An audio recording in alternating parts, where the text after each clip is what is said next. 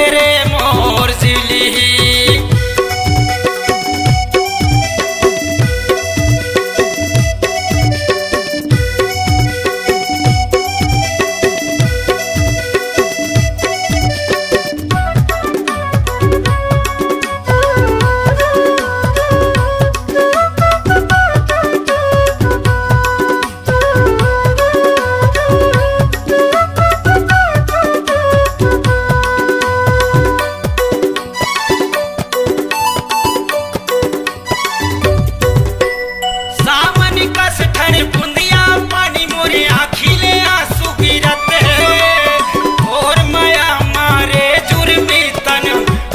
कसे घुरत है और माया मारे जुर्मी तन माटी कसे घुरत है।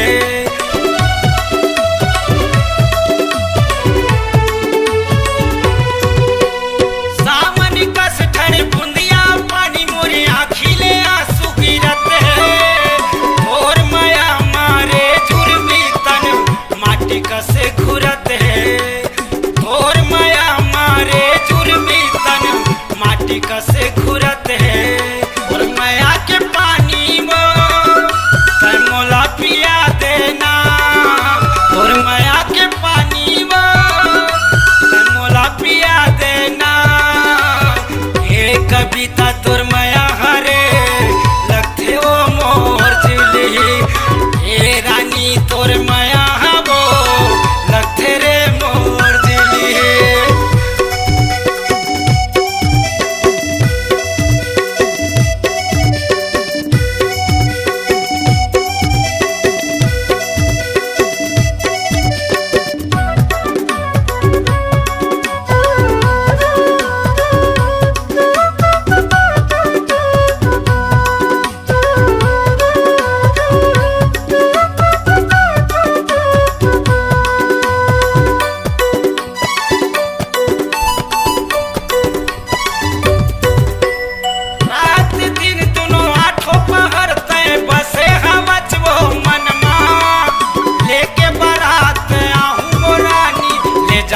अपन संग माँ लेके बारात आहूँ मोरानी ले जाऊँ अपन संग माँ।